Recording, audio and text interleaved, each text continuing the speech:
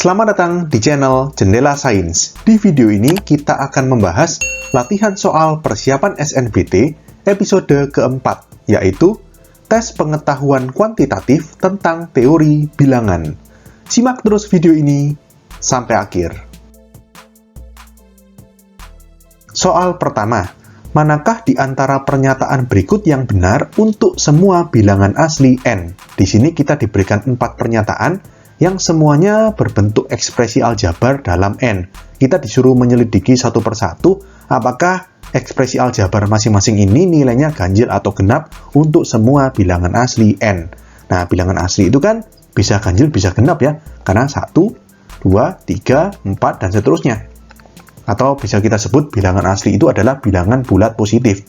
Jadi nilainya bisa ganjil, bisa genap. Oke? Sebelum kita cek satu persatu, di sini saya berikan sedikit teori bilangan bagaimana operasi bilangan ganjil dan genap. Dalam hal ini kita akan membahas penjumlahan, pengurangan, dan perkalian. Kita mulai dari perkalian. Di sini genap saya singkat GN ya. Nanti ganjil saya singkat GJ. Genap dikali genap, bilangan genap dikali bilangan genap, hasilnya pasti genap. Lalu, genap kali ganjil, hasilnya juga genap. Dan bilangan ganjil dikalikan sama bilangan ganjil, hasilnya ganjil. Berikutnya penjumlahan dan pengurangan. Bilangan genap ditambah atau dikurangi bilangan genap, hasilnya adalah bilangan genap juga. Bilangan genap ditambah atau dikurangi bilangan ganjil atau dibalik, bilangan ganjil plus minus bilangan genap, hasilnya bilangan ganjil.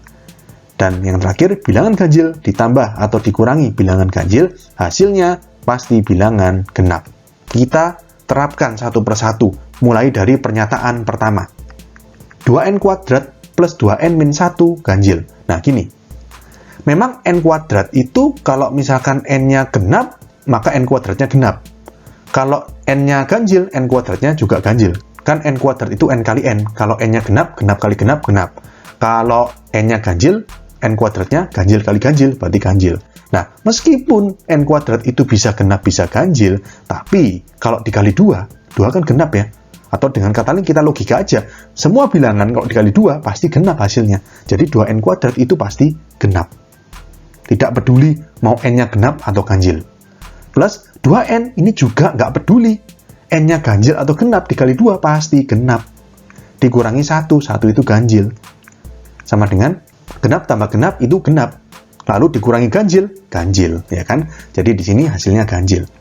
Artinya pernyataan pertama, 2n kuadrat plus 2n min 1 itu ganjil, betul berarti. Benar, gini. Yang kedua sekarang, n min 1 dalam kurung kuadrat plus n genap. Nah, ini tidak bisa kita pastikan n-nya ini pasti genap atau ganjil. Jadi di sini kita buat skenario. Gimana kalau n-nya genap, nanti gimana kalau n-nya ganjil. Oke, kita mulai. Kalau n-nya ini genap, kita misalkan n-nya ini genap dulu. Kalau n-nya ini genap, maka kita masukkan ya. Berarti n-1 diganti genap. Min 1 kan ganjil ya. Genap min ganjil dalam kurung kuadrat. Plus n-nya genap. Genap min ganjil itu apa? Ganjil. Lalu dikuadratkan, berarti ganjil kali ganjil. Ganjil. Artinya ini sama dengan ganjil tambah genap. Ganjil tambah genap itu apa? Ganjil. Nah, stop sampai sini. Kita nggak perlu lanjutkan kalau n-nya ini ganjil gimana. Karena dari skenario pertama, kalau n itu genap, menghasilkan n-1 dalam kurung kuadrat plus n ganjil.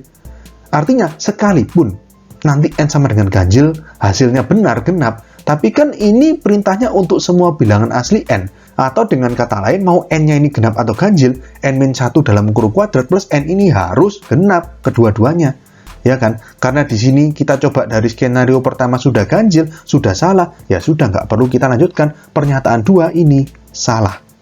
Kita ke pernyataan 3. 4n kuadrat min 2n genap. Nah, ini mirip seperti pernyataan 1. Mau n kuadrat itu ganjil atau genap, tapi kalau dikali 4, ya pasti genap. Jadi ini genap, min 2n. Lagi-lagi, mau n itu bilangan ganjil atau genap, bilangan asli berapapun, maka 2n pasti genap. Genap min genap itu pasti genap. Sehingga, pernyataan ketiga, 4n kuadrat min 2n genap ini benar. Kita ke pernyataan 4. 2n min 1 dalam kurung kuadrat plus n genap. Oke, di sini 2n memang sudah pasti genap. Tapi masalahnya N ini kan bisa genap, bisa ganjil. Jadi kita harus buat skenario seperti di pernyataan kedua. Kita misalkan yang pertama N sama dengan genap. Kalau N sama dengan genap, maka dalam kurung 2N pasti genap ya. Min 1 berarti min ganjil, dalam kurung kuadrat, plus N-nya genap. Berarti sama dengan genap min ganjil itu ganjil. Dikuadratkan, ganjil juga. Ditambah genap. Ganjil tambah genap itu ganjil. Nah, ini sama seperti pernyataan 2. Kita nggak perlu lanjutkan kalau N sama dengan ganjil gimana.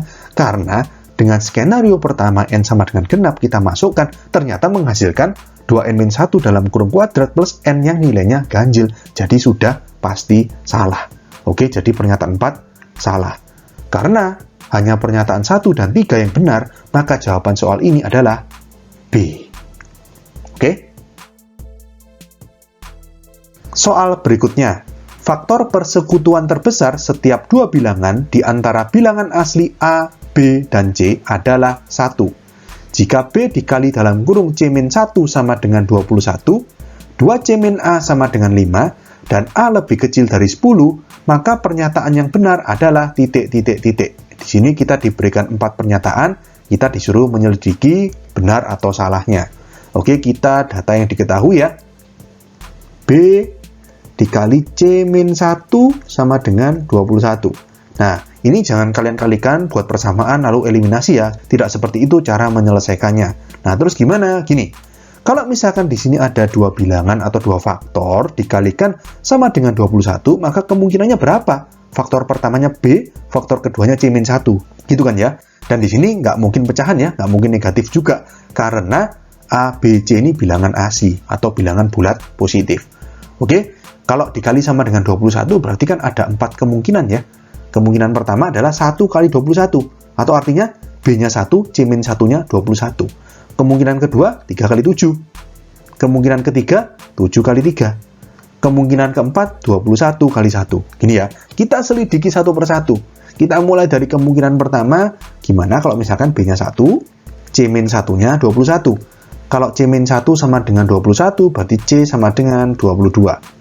Oke, lalu di sini kita masukkan ke persamaan yang kedua ini, 2C-A sama dengan 5 untuk mencari A. Nanti kita cek apakah A-nya ini memenuhi syarat, lebih kecil dari 10, gitu ya. Jadi di sini kita masukkan 2C berarti 44. Min A sama dengan 5. Berarti A-nya berapa nih? 44 min 5 ya, atau 39. Nggak memenuhi syarat, syaratnya harus lebih kecil dari 10, berarti ini TM. Kalau TM berarti kemungkinan pertama atau skenario pertama ini salah. Sekarang kita ke skenario atau kemungkinan yang kedua, gimana kalau B-nya 3? Kalau B-nya 3, C-1-nya 7. Berarti C sama dengan 8 ya. Kita masukkan ke persamaan 2C-A, berarti 16 min A sama dengan 5. Hanya 16 min 5 itu 11. Lebih dari 10, berarti TM juga. Ya, jadi 3 kali 7, ini nggak mungkin. Kita ke skenario yang ketiga, gimana kalau B-nya 7? Berarti C-1-nya sama dengan 3. C-nya sama dengan 4 berarti ya. Kita masukkan 2C berarti 8, min A sama dengan 5, artinya A-nya 3. A-nya 3 memenuhi syarat. Oke, jadi ini memenuhi syarat M gitu ya. Kita cek, kita yakinkan. Jadi di sini kan 7 kali 3 benar, kita yakinkan yang 21 kali 1 juga salah, sehingga lebih memantapkan jawaban kita. Gitu ya. B sama dengan 21, C-1-nya sama dengan 1, berarti C sama dengan 2. Kita masukkan 2C berarti 4, min A sama dengan 5, berarti A-nya 4 min 5, min 1 berarti.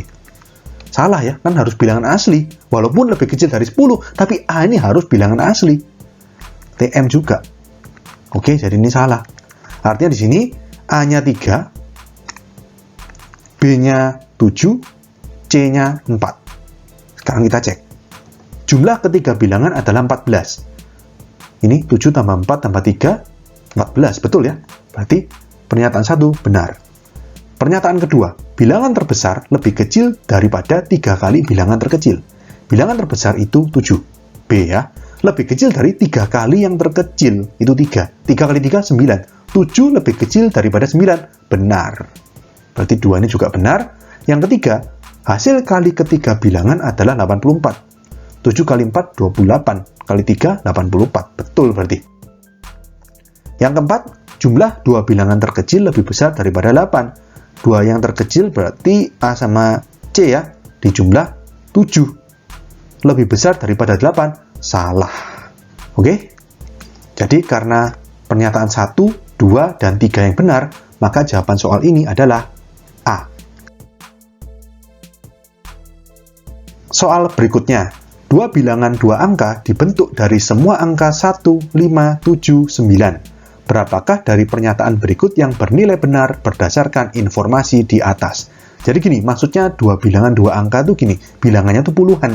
Kan bilangan yang terdiri dari 2 angka itu bilangan puluhan, terdiri dari 1 angka puluhan dan 1 angka satuan. Nah, di sini kita disuruh membentuk 2 bilangan 2 angka dari semua angka, artinya keempat angka ini 1, 5, 7, 9 harus kepake. Jadi contohnya gini, misalkan bilangan pertama itu 15, maka bilangan kedua 7 dan 9 harus dipakai. Berarti bisa 79 atau 97. Oke, misalkan bilangan pertama 71, berarti sisa yang nggak kepake 5 sama 9. Artinya bilangan kedua bisa 59 atau 95. Demikian seterusnya. Oke, kita cek ya dari pernyataan pertama. Bilangan terkecil yang mungkin dibentuk merupakan kelipatan 5. Nah, kalau misalkan kita disuruh membuat bilangan 2 angka, maka kalau misalkan kita mau membuat sekecil-kecilnya, maka puluhannya harus yang paling kecil, 1 berarti. Satuannya nggak boleh 1 lagi, terus 11 gitu. Karena di sini angka 1 yang tersedia cuma 1 buah. Kalau puluhannya 1, ya sudah satuannya cuma bisa 5, 7, atau 9. Berarti bisa 15, 17, atau 19. Mana yang paling kecil? 15. Jadi 15 adalah bilangan terkecil yang mungkin dibentuk. Apakah merupakan kelipatan 5? Iya, 15 adalah kelipatan 5, ya kan? Jadi pernyataan pertama ini benar. Kita ke pernyataan kedua. Hasil perkalian terbesar kedua bilangan yang mungkin dibentuk adalah 95 kali 71. Nah, kalau kita mau mencari perkalian terbesar, maka gini aja, bilangan pertamanya ini sebesar-besarnya, atau yang puluhannya 9, gitu ya. Jadi kalau puluhnya 9 bisa 97, bisa 95 juga, bisa 91. Kalau misalkan 97, dikalinya kan sisanya berarti 1 sama 5, berarti bisa 15 atau 51. Kita pilih sebesar-besarnya, berarti 51. Lalu yang kedua, 95 berarti dikali 1 sama 7, berarti 17 atau 71, berarti 71. Dan yang terakhir 91 kali 5 sama 7 berarti 75. Oke, kita kalikan. Di sini kalau kalian kalikan 97 kali 51 hasilnya 4947. 95 kali 71 itu hasilnya 6745. Dan yang ketiga 91 kali 75 kalau kalian hitung hasilnya 6825. Dari ketiga hasil perkalian ini mana yang paling besar? Ini. Yang terakhir ternyata 91 kali 75. Jadi pernyataan kedua, hasil perkalian terbesar kedua bilangan yang mungkin dibentuk adalah 95 kali 71. Ini salah. Pernyataan ketiga, selisih terkecil kedua bilangan yang mungkin dibentuk adalah 16. Kalau kita mau mencari selisih terkecil kedua bilangan, maka bilangan yang pertama itu ini, 7 puluhannya. Dan bilangan yang kedua, 5 puluhannya. Kalau kita pilih yang 9 sama 1 puluhannya, pasti selisihnya besar, gitu ya. Jadi, di sini depannya 7 dan depannya 5. Kemungkinannya bisa dua macam. Bisa 79 dikurangi 51, bisa 71 dikurangi 59. Mana yang lebih kecil? 79 kurangi 51 itu 28. Kalau 71 dikurangi 59 itu 12. Berarti di sini selisih terkecil kedua bilangan yang mungkin dibentuk adalah 16. Ini salah. Karena ternyata ada yang lebih kecil lagi. 71 min 59 itu cuma 12. Ngerti ya?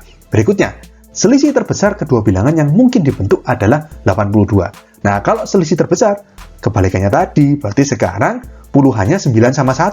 Biar selisihnya tuh harus sebesar mungkin.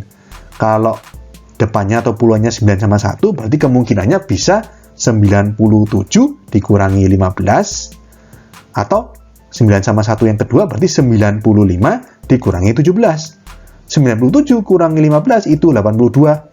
95 dikurangi 17 itu 78.